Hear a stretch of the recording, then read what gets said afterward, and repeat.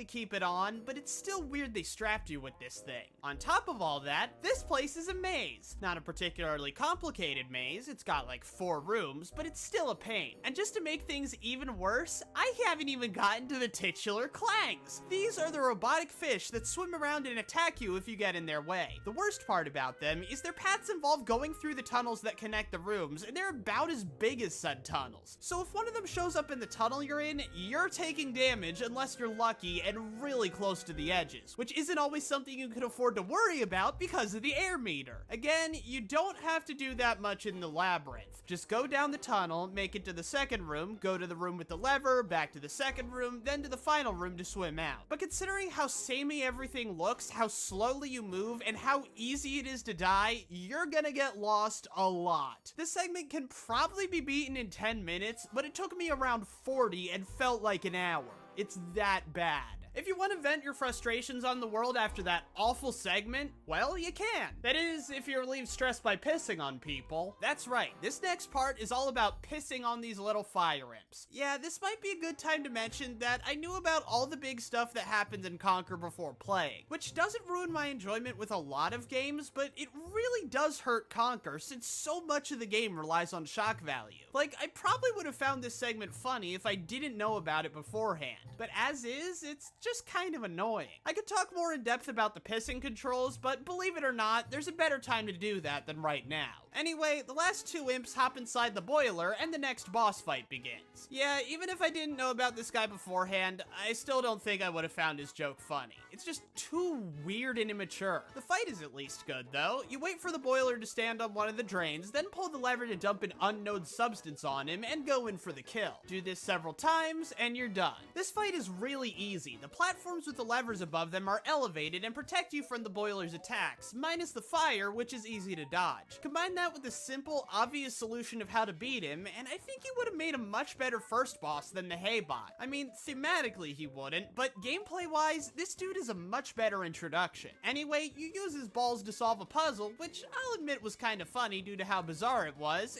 and see your reward for all of this was a whole $10. Luckily, you get more than that after this bullfish takes out the trash in a fairly easy and pretty cathartic chase sequence. And then you're done. Yeah, no way around it, that level sucked. Clang's Lair was absolute hell, and even if you ignore it, the rest of the level has a lot of frustrating moments with only a handful of fun stuff to balance it out. Alright, next up is Pooh Mountain and the hub world activities leading up to it. Not sure we needed this much content about poop, but at least we got a good level out of it. It starts when you enter a dung beetle's cabin and need to get the poo flowing. To do this, you first need to climb through this cavern area. The platforming here is actually pretty solid, but it's seriously held back by the camera, making things way more difficult than they need to be. Then you get to this segment where you have to get on a bowl, ram into a couple of these cows to get them to drink prune juice, shit their brains out, and then make them fucking explode. The controls on the bowl are a bit tricky, but not in a bad way. This segment's actually pretty fun, if a bit frustrating. I will say though, maybe the internet has ruined me, but I think the whole scene of the cows shitting has aged really weirdly. I'm sure back then the typical response was, ew, gross, poop. Well, nowadays it's more like, wow, I am witnessing someone's fetish right now. I really feel like I shouldn't be here. Anyway, you complete this task, teach Conker to swim underwater, or under shit in this case, and you're given infinite poo balls from the dung beetle, which you push up Pooh Mountain to open both it and Bat's Tower. And there is something weirdly satisfying about pushing this thing up the mountain. The controls are surprisingly good, and seeing it grow bigger and bigger before crushing your enemies is pretty nice. Then of course, there's the inside of Pooh Mountain. You go in, knock out a few pieces of sweet corn, deliver them to the mysterious voice while avoiding the massive poop hands reaching around, and you know what happens next. Yeah, it's time for the most famous moment in the game, the Great Mighty Pooh.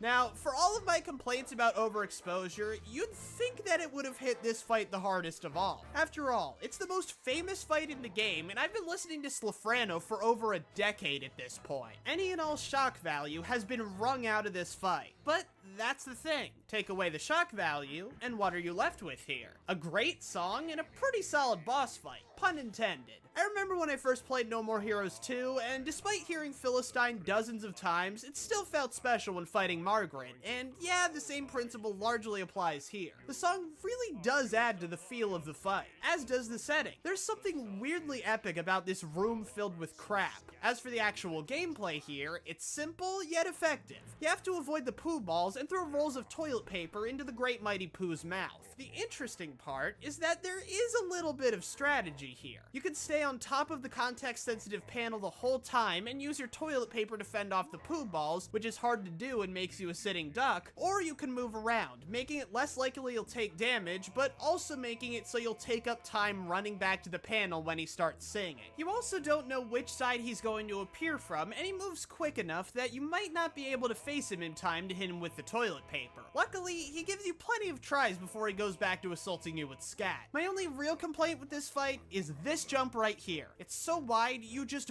barely have enough jumping range to make it across, which is a death sentence when you need to think fast, and can kill you near the end of the fight, forcing you to go all the way back to the beginning. Aside from that, this fight is great. Ironic how the giant pile of fecal matter is somehow the least shitty thing in the game. Although, I gotta say, why does Conker feel the need to wear a gas mask when he's outside of Pooh Mountain, but not when he's inside it, fighting a literal pile of feces? Dude has some weird priorities. Now, you would think that after such a great boss fight, the next part would be at least good, right? Nope. You have to swim through this tunnel with spinning blades in it, and if you so much as graze one of them, you die instantly. It's like the game realized I was having too much fun and sent this here to punish me. Then immediately afterward, we get the scene where Conker fools these two guards, and I'm not gonna lie, I laughed harder at this than anything else in the game, despite there not really being anything inappropriate about it. Well, aside from this guy shitting in the background. And that's kind of a consistent pattern here. The game's got Family Guy syndrome. Despite selling itself on its raunch, the funniest jokes are usually the PG ones. Funny how that works out. And with that, we're on to the next level. Ugga Bugga. Like, immediately. We don't even return to the hub world. The level starts off simple enough. Climb to the top of this temple and ground pound it till it collapses. Then you're put in the middle of what seems to be a border between two warring factions, the cavemen and the rock people. Getting into the rock people's nightclub is a no-go, so push one of them through the border to break open the cave people's temple. Then you hatch a baby dinosaur, have it eat a bunch of cave people, and sacrifice it. And man, the AI on this dinosaur is annoying. It's not too bad in the first part, but it gets really annoying when you have to lead this thing up onto the sacrificial altar without it getting stuck on a corner, and then get off the altar without the dino following you so you can crush it. If you can figure out how the AI works, it's not too bad, but you shouldn't have to figure that out. It should just work. Anyway, this awakens the statue, and you have to get on top of it and make it sneeze so you can get inside. Traversing the statue is short, but weirdly fun, and leads to you finding a hat that makes you the god of these cave people, I guess. How do you not have the drawback of hearing their annoying chanting, but at least now you can declare war on the rock people. It took me a while to realize you need to hit them with your frying pan in addition to the cave people attacking them, otherwise they won't die, but that's not a big deal, just a little confusing. Now, I know what you're thinking. It's been a while since we've had something really bad come up. I really need something to make my blood boil. Well, don't worry, the Rock People's Golden Shower Extravaganza has you covered. In order to rescue Barry from the cage she's in, the pissing mechanic makes its triumphant return. And holy crap, does it make this segment way harder than it needs to be. Okay, so you need to piss on 3 different rock guys to get them through 3 different doorways, and there's a number of things that complicate this whole process. For starters, they're not always in the right spot, so you need to wait for them to stand in front of the right doorway to piss on them. You also need to make sure Conker is in just the right place to piss on them too. He can't be right on top of them because they'll hit him, but he has to be close enough to piss them all the way into the doorway in one stream, because Conker can't move while pissing, and if you try to, the time it'll take Conker to zip up will be enough for the rock guy to come out of boulder form and hit you, undoing all the progress you just made. It also doesn't help that the pissing controls are pretty imprecise, but even if you succeed, your progress might just get set back anyway, because for the first rock guy, you need to roll him across the upper balcony while avoiding the go-go dancers that'll push him off. Also, the walkways are so narrow that stopping to wait for the dancers at the wrong time can also lead to you just accidentally pushing the guy off anyway. And as if all that wasn't enough, Conker doesn't have an infinite stream of piss. For every rock guy you push into a doorway, you then have to use up all your piss, then stumble up onto the platform so you can cure your hangover. And holy hell is Conker agonizingly slow when he's hungover. Sure, you could probably piss on the second and third rock man without going through that song and dance, but do you really want to risk running out of piss in the process? I don't think so. Then Don Weezo has you blow up the caveman's home by lighting a bomb, and then having you carry it instead of just trusting you to light it when you get there. Not gonna lie, this part was kind of fun. I heard that the time limit was really unforgiving, but I managed to beat it on my second try, and that one death I had wasn't from the time limit. It was the fact I fell off the platform in the cave entrance, thinking that would save me time instead of killing me. What is unforgiving though are these sinking platforms. They sink way too fast, and combine that with the way Conker reacts when touching lava, it's really hard to recover if you fall in, so you'll probably die even at full health. Then we get to the jetboard race, which seems to be one of the most heavily praised moments in the game. I both agree and disagree with this consensus. Let me explain. The action here is fast-paced and fun, and the idea of catching up to these guys who just mugged you is pretty cool. There's just one problem. Well, two if you count the gate changing at the end, since you likely won't see it until it's too late. But that's not a huge deal. The big problem is that freaking dinosaur. At 2 points in the track, a dinosaur will periodically cross through. It feels like RNG what point it'll be at when you get to it, and depending on its position, avoiding it can range from pretty simple to borderline impossible if its legs are front and center. This wouldn't be so bad if it weren't for the fact that if you hit the dino head on, you die instantly. And while you can slow down to get the dino into a better position, A, it doesn't help much, and B, you don't want to slow down in a segment like this because you need to catch the muggers in order to win. It's a shame really. If it weren't for that dinosaur, this would be a pretty fun sequence, but as is, it somehow manages to be really fun and genuinely horrible at the same time. It's weird. Finally, you make it to a Colosseum and hypnotize a raptor into letting you ride it and use it to eat a bunch of cavemen, giving you practice for this level's boss. Bug of the night. What's that? You thought pissing was the only genital-related mechanic being brought back from Bat's Tower here? Oh no, we've got another boss that you beat by hitting it in the balls. And I don't know why, but it's way funnier here. Maybe it's because the boiler was too weird, or maybe it's the idea of this dude's junk getting eaten by a dinosaur, but it got a laugh out of me every time I damaged him. The comedic timing is really good here, and once you do that, I will eat your ass. That might just be the most gruesome thing in this game. Like, ouch. As for the fight gameplay-wise, it's pretty standard, but also fun. The raptor controls well, and avoiding Bugga's attacks works well enough. After a heartfelt goodbye to his murder buddy, and trying to cheat on his girlfriend with Big Titty Cave Waifu, Conker makes his way back to the hub world, and that's Ugga Bugga. Most of the level is fine, but there are some really frustrating segments, and the good moments aren't especially good. Before making it to the next level, Conker has to complete the two worst segments in the entire hub world. First off, the queen bee's lost her hive again, and getting it back isn't going to be so simple this time. Now you have to go back into the wasp's lair to get it back, and before you can carry it out, you have to use it to shoot down all of the wasps coming to stop you. The main thing you need to know here is that Conker's first-person aiming controls are super clunky, which makes this fight a pain, especially with how many wasps there are and how much they move around.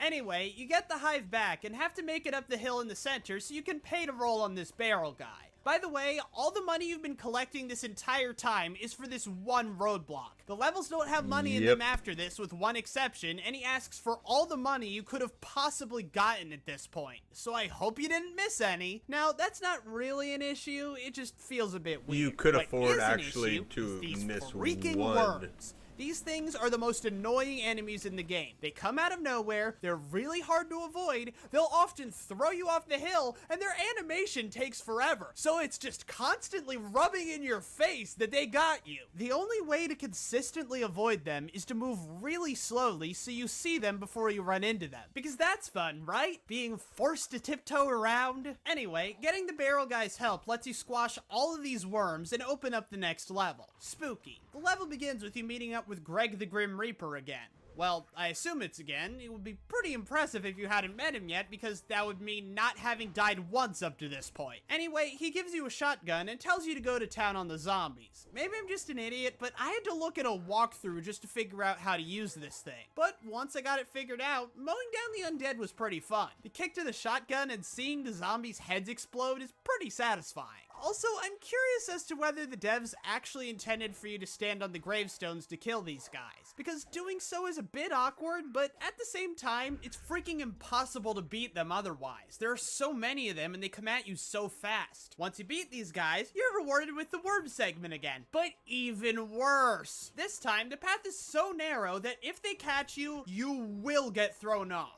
It's miserable. Going slow is your only option here. Thankfully, once you get to the Haunted Mansion, things get better. Count Batula, a very obvious reference to Count Bleck from Super Paper Mario, turns you into a bat and forces you to bring him villagers and dump them into his gigantic meat grinder so he can feast off of their blood. Not gonna lie, this segment is pretty fun. The controls take some getting used to, but once you get used to them, they work pretty well. The villagers provide a reasonable challenge here. If you get killed, it's likely because you were being reckless and trying to pick off a villager when there were others nearby. Plus, the mansion is the perfect size for something like this and has a memorable layout. The best part, though, is the music. You see, Conker's Bad Furday only really has 3 music tracks that are particularly noteworthy. The Overworld theme, Slafrano, and this one. In fact, I think this is probably the best track in the game. It's just really epic. Anyway, once you feed Count Cannoli enough villagers, he gets too fat and falls into his meat grinder. Conker turns back to normal, and now you have to escape the mansion while dealing with all the zombies coming for you. This part is pretty good overall. The zombies are spaced farther apart than last time, so you have a better shot at killing them, and it's nice to explore this mansion you spent the last segment flying through.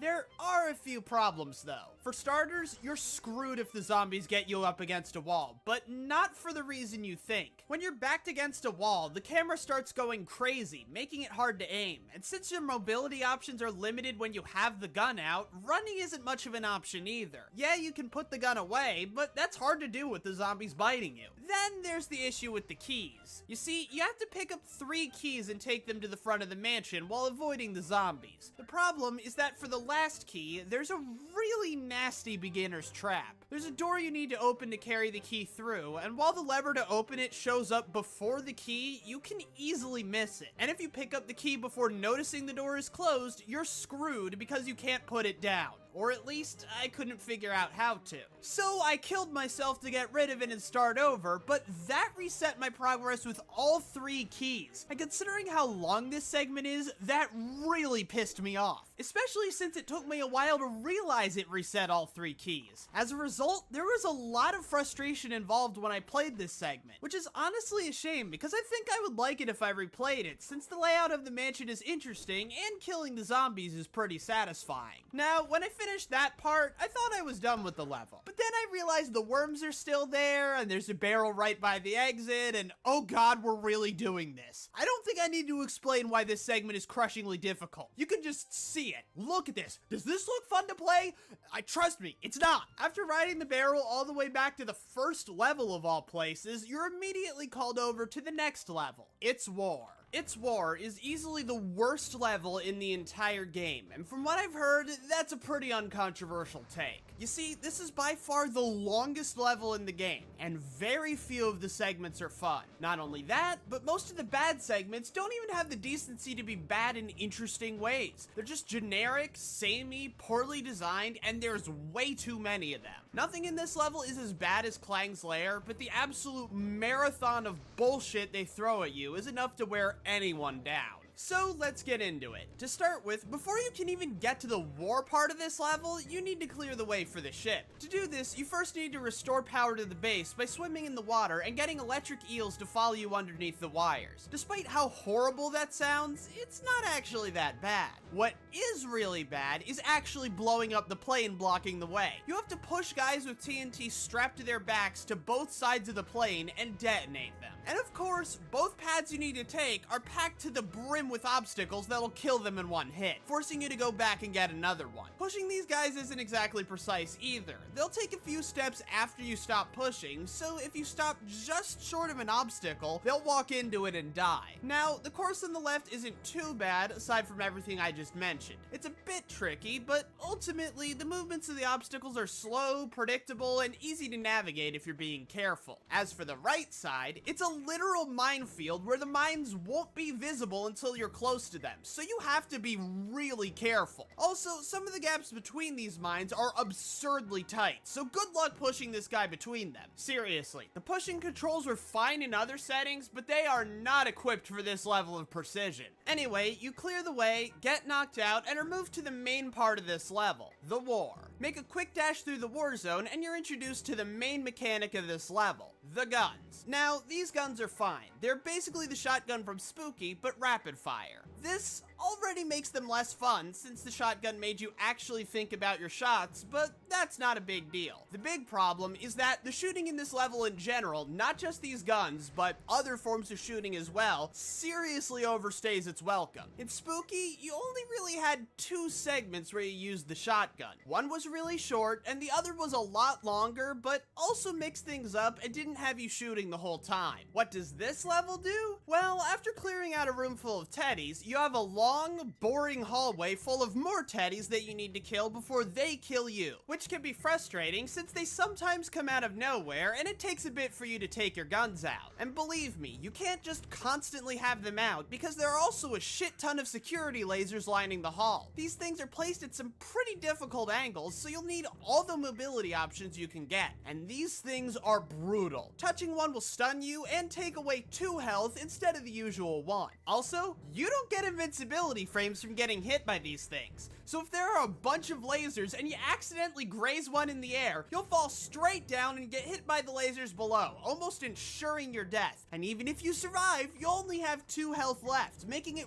really easy for the teddies to pick you off. After that segment that seemingly went on forever, we have another room where you have to pick off a bunch of teddies, and then another room where you do the same thing, but this time you have to hijack a turret to wipe them all out. Getting to the turret is annoying enough, and once you get there, things aren't much better. The aiming controls in the Wasp segment were awkward enough, and now you have to use those controls against enemies that actually pose a threat. The teddies are brutal here, especially the bayonet ones that come right up to you, forcing you to aim at an awkward angle to shoot them. All I can say here is that it's okay to get out of the turret to collect more health. It doesn't seem like a good idea, but it helped me last long enough to beat this segment. I don't think I would have otherwise. Then you get outside, save Private Rodent, and the next segment is actually kind of fun. It's like the other shooting segments, but actually has an interesting twist. It's an escort mission, only you're the one being escorted. You have to shoot the teddies when they're in your way, but also hide behind Rodent whenever a bomb shows up because he'll shield you from the blast. It's a nice twist that adds a surprising amount to the regular shooting mechanics. The next segment has so little going on it genuinely feels like filler, and then you get to drive around in a tank. This part is tough, but also pretty fun. Basically, you have to shoot down this tower by destroying the supports around it. Of course, you need to drive around the tower to do this, but the bridges are out, so Conker needs to get out and pound them back into place. But you can't leave the tank while the big turret is facing you, otherwise you'll get shot to death. So you need to hide in the tank until it turns away. But the tank's not invincible either. Sure, it can't be hurt by the turret, but the teddies with grenades can and will damage it, so you need to take them out with the tank. It's a lot to remember, but it makes for a fun challenge. But it seems the game realized we were having too much fun, because next is the worst part of the level, the submarine segment. Basically, you have to shoot these submarines with a bazooka that has the same aiming controls as the turret from earlier. What makes this especially bad is that the submarines will periodically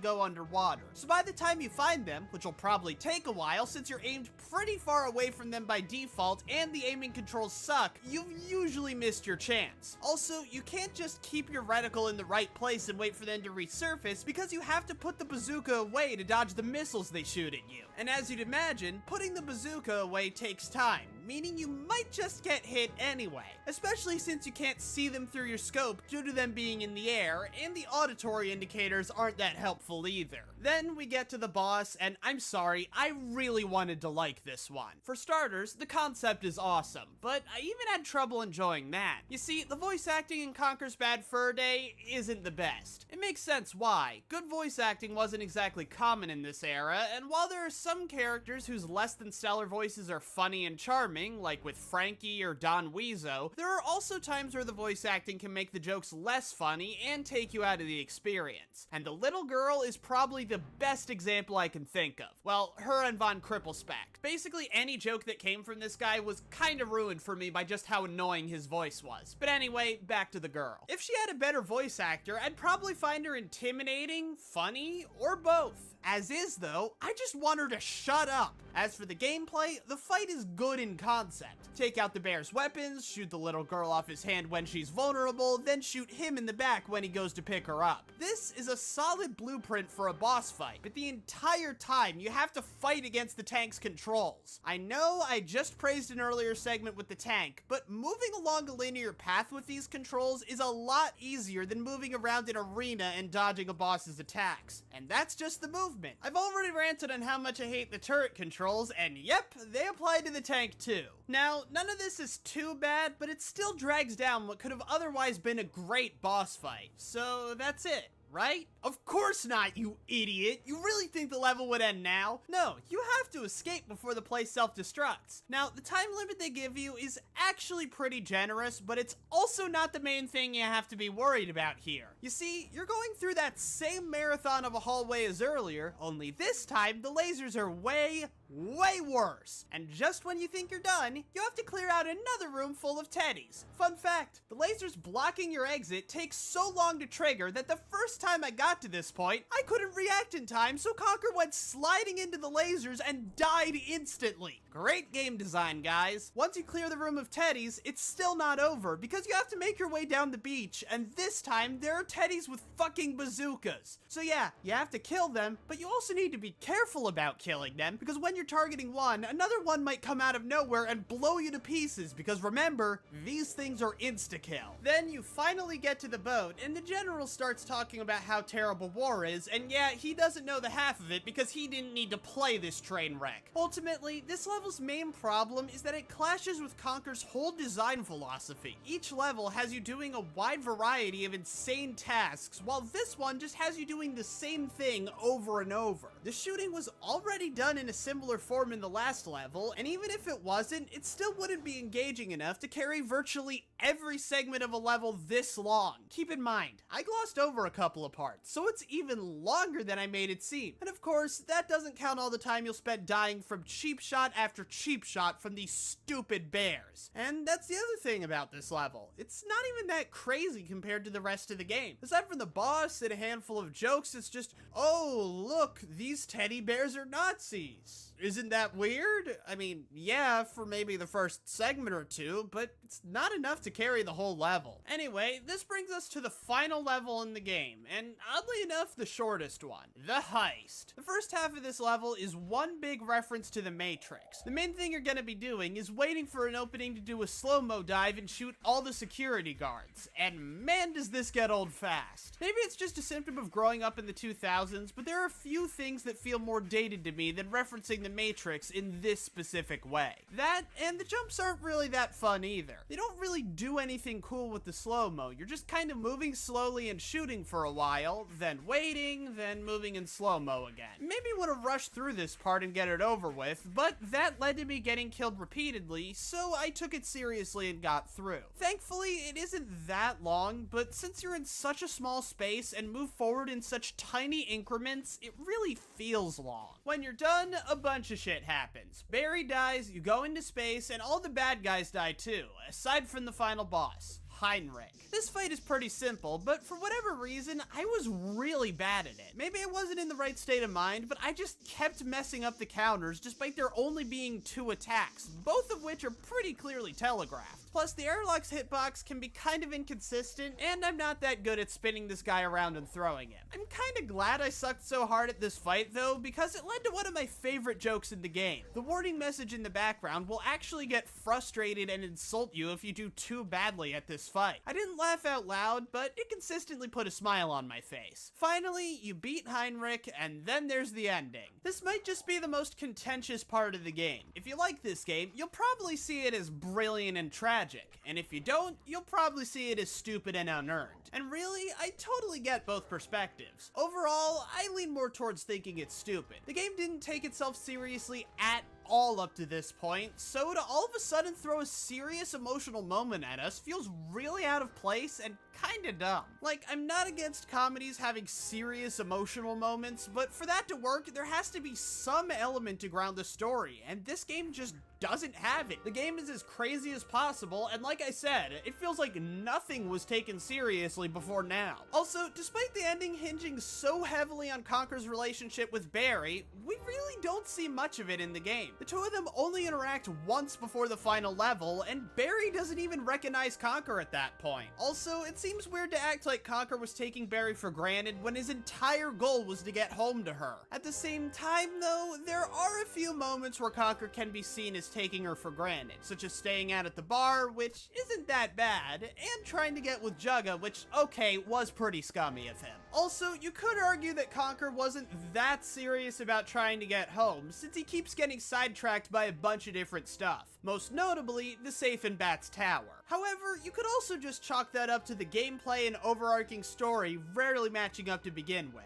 I mean, come on, what was Conker trying to accomplish by going inside of an army base or a giant mountain of shit? Although, once again, you could say those decisions tie into Conker not really being that focused on Barry. In the end, I think the question of whether this disconnect is an intentional design decision or just ludonarrative dissonance is essentially a Rorschach test. You'll see what you want to see. And that's Conker's Bad Fur Day. Would you be surprised to hear I didn't like it very much? One major point against the game I've kind of been saving for the end is that I really don't think the game is worth playing these days. I know, shocker, but it's not just because of the game's flaws. You're like a it's zoomer. also because of how thoroughly outclassed it is by a lot of modern games. For example, I liked the general idea of this game being a raunchy fever dream where you do insane shit to progress, but the South Park RPGs did that too, were funnier, tied the insanity in with the story better, and were much better games. Having a 3D platformer where you're constantly changing mechanics and playstyles is a fun idea, and It Takes Two achieved it with more variety, and unlike Conker, all the mechanics were actually fun. There's definitely an appeal to a game with a largely disconnected story where every level is super different and changes up the rules a considerable amount, and I know this because I'm a huge fan of A Hat in Time, which shakes things up much more drastically in much more interesting ways. Conker has been praised time and again for its impressive amount of movie references, but they're absolutely dwarfed in both quantity and quality by Lego City Undercover. An opera-singing boss character? Yeah, even that's been repeated, with a wider variety of jokes. Although, yeah, not nearly as much shock value, and the Great Mighty Pooh's probably always going to be more iconic than the Phantom, so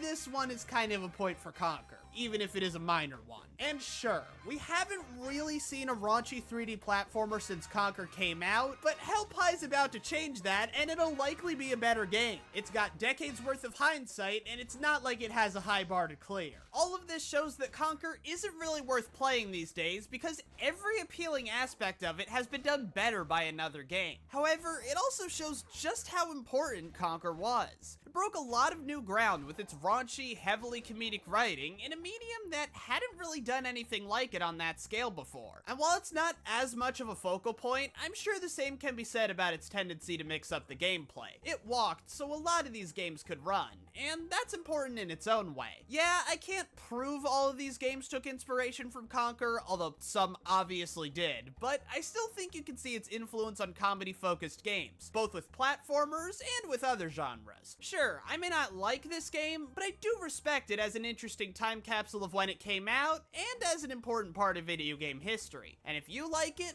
more power to ya. Just don't make me play it again. Also, before I go, I'll rank the levels since that's kind of my thing, and you guys were probably hoping to see me do it. Pooh Mountain is the best. It had the Great Mighty Pooh, and everything else was pretty fun too, aside from a minor annoyance at the end. Barn Boys is third. It's a bit basic, but I like the whole vibe of the level, and the worst part was only a little irritating. Spooky is next. Yeah, I was probably angrier with this level than any of the others when I played it, but I think I was just in a bad mood at the time. Aside from the stuff with the worms and a few minor complaints here and there, everything in this level is really well done. Ugga Bugga is next. Some really frustrating segments, but some fun stuff as well. Then there's the heist. Just a really bare bones final level where half of it is boring and the other half is okay. Second to last is Bat's Tower, Clang's Lair, nuff said. Finally, in dead last is the marathon of bullshit, It's War. I am Defoffalizer, and do you like this new style of review? Or should I stick with the same style I did with stuff like my Beholder and Psychonauts reviews? Or should I just alternate based on what fits the game better? Let me know what you think, and I'll see you next time. Now, a big shout out.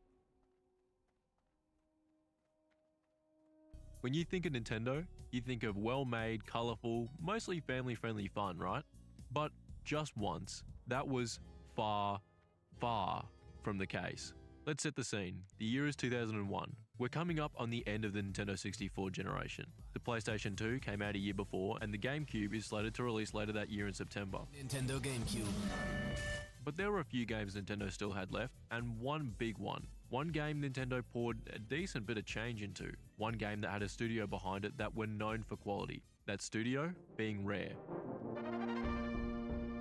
Rareware, for those who don't know, were kings of AAA games back in the 90s. Rare were a second-party developer for Nintendo, responsible for so many classic games. Banjo Kazooie, GoldenEye, Perfect Dark, Killer Instinct. These guys were so good, Nintendo trusted them to make all 3 Donkey Kong Country games, Diddy Kong Racing and Donkey Kong 64. And if you know Nintendo, they don't really like collaborating with anyone. Excuse me, I'm Eric Lensher. Sounds Xavier. Go fuck yourself. Anyway, where was I? Right, so Rare had a character named Conker. Conker was first featured in Diddy Kong Racing in 1997, a family-friendly racing game starring the popular DK sidekick. His first solo outing was Conker's Pocket Tales on the Game Boy in 1999. Another cutesy, kid-friendly Rare outing. Nothing special, the game received average reviews, but it isn't fondly remembered today. So, as the age of the 64 is coming to a close, releases are starting to slow down. But Rare has one more game, slated for release in March. He's gotta change now. Conker's Bad Fur Day, yet another 3D platformer, because the 64 was definitely missing platformers. So what makes this one special? Well, at E3 2000, Nintendo had an entire booth dedicated to Conker. But this was a little unusual. You had to have ID to get let in. And there was an open bar, which gave out free beer, and custom beer mugs, and condoms? What the fuck? Development for Conker dates back to 1996. The first sighting of the guy was in 1997. An E3 trailer was shown for Conker's Quest. This was set to be Rare's first platformer on the N64. Yeah, before Banjo Kazooie and Donkey Kong 64. Rare's Killer Instinct team were the minds behind it, so obviously they're gonna have a ton of blood and guts, right? No, the team apparently wanted a break from all the violence, which I'm sure they wouldn't change their minds on at any point later down the road. The game looked like a Disney cartoon come to life, like a video game Chip and Dale. Alongside our boy Conker was his girlfriend Berry as a playable character. Conker was set to release around December of 1997, but was pushed back for Diddy Kong Racing. In 1998, it was renamed to 12 Tales Conker 64, with an October 1998 release date. And you know what? It got delayed again, back to the gulag for you. I'm going to the gulag. At this point, Mario 64 and Banjo Kazooie had already released on the 64, along with titles like Rayman 2 and Glover. The console really didn't need another E for everyone platformer. Chris Seaver took the reins at Conker's development. Thanks to this guy, Conker was the same animal, but a different beast. What the does that mean, Kobe Bryant? Chris came in with some fresh ideas. You're welcome. They were making this level where Conker needed to collect a honey hive. What can we do with that? Oh, I know. We'll make it violent. He presented this idea and his work to the Rare higher-ups, and they loved it. So from that point on, the boulder was set in motion. Conker's marketing was something else. Nintendo refused to advertise this game in their magazine Nintendo Power, so took to another well-known publication, Playboy. The Nintendo name was noticeably absent from the marketing. Not sure why. Promotional booklets were handed out to college students during spring break, along with shirts, temporary tattoos, and those condoms again. There was also a commercial that aired on late night TV. I'm not going to show all of it here because I don't think YouTube would appreciate it, but you can look it up. A hangover's never pretty. But a squirrel with a hangover, that's just obscene. Conker's Bad Fur Day. Rated M for mature. This is a Nintendo game, by the way. The game did not see a Japanese release, and it's unknown as to exactly why. for my money, I'd guess the amount of references to Western pop culture wouldn't have translated. But again, this is just me guessing. Nintendo of Europe refused to publish the game themselves, and so it was published by THQ over there. In Australia, they wanted to make sure consumers knew the game was mature, as on the box, the age rating looked like it was mid-fall down a flight of stairs. So why were Nintendo so cautious about this game? They clearly believed in it enough to greenlight the project and fund all this marketing. But when you take a look at the game, you can understand where they're coming from. Conker's had a bad night. Well, actually, he's had a very good night. You so big at you. Fancy going for a bounce? This fat ass bitch up from my back. How about some scat, you little twat? The game still stars Conker, as you make your way through several different worlds, including a castle, a war zone, a rock person nightclub, and a mountain. You use these context-sensitive B buttons to gain new abilities or items. It could be pills that sober Conker up, give him a slingshot, or a roll of toilet paper. The story really isn't all too important, but basically, Conker gets drunk on a night out and calls his girlfriend Berry. Hey, what did happen to Conker's girlfriend? That is the last time he stands me up. I'm gonna need that. Conker calls Berry, says he can't come over and he's just going home. Conker, being pissed, gets lost on the walk home and has to find a way to get back. He helps a few people along the way, battles some bosses, gets involved with the mob, storms the beaches of Normandy, becomes a bat, helps out Death, shoots some zombies, typical stuff. There's also the Panther King, who wants to capture Conker so he can fix a leg on his table, as Conker is the perfect height for the missing table leg. The game's lighting was praised at the time for how dynamic it was, which you can really see in places like the nightclub. The game's cutscenes have full voice acting and animation, which is very impressive considering the N64 cartridge could only hold 64 megabytes on it. What the f*** is that bloody squirrel? Quick, into character! The soundtrack also is excellent, featuring songs that are guaranteed to get stuck in your head. The controls can be Terrible.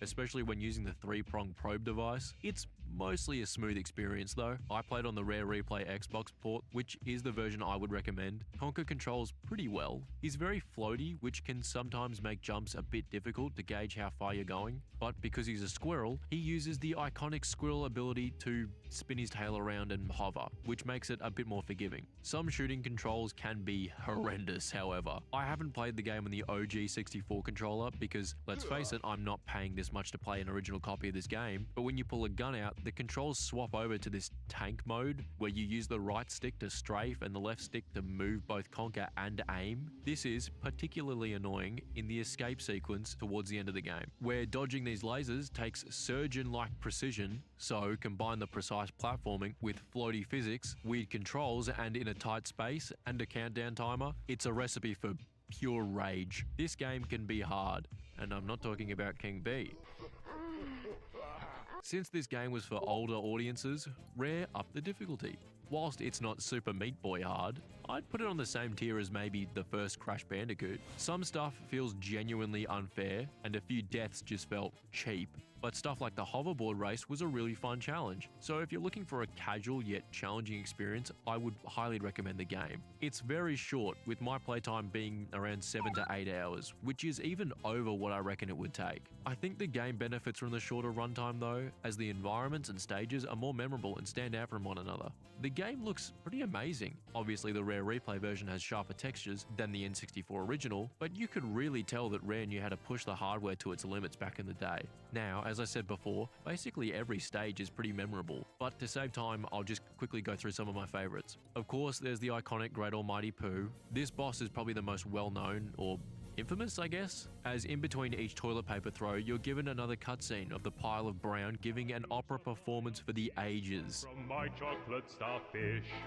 How about some scat, you little twat? The Saving Private Ryan stage plays it concerningly straight. The game, which is normally full of jokes, has a parody of the gruesome beach storming scene from the classic war movie. Instead of those guys from World War II that I'm not allowed to mention, we have German teddies that keep up the tradition of committing war crimes. My favorite stage though is the last one. You start with a parody of the Matrix lobby scene, with both Conker and Barry dressed in full black leather. The context-sensitive button sends you into a bullet time before reaching the end where it's revealed the mob boss was working for the Panther King. Barry gets shot, or before before a xenomorph from Alien bursts out of the Panther King and you have to hurl it into the airlock Mario 64 style while wearing the mech suit from Aliens. All before the game crashes.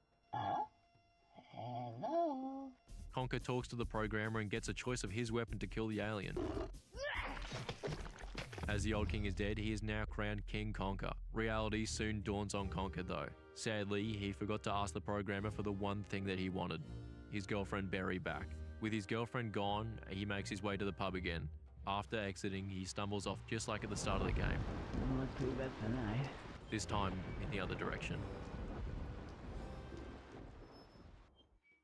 Nintendo, surprisingly, just kind of let Rare run.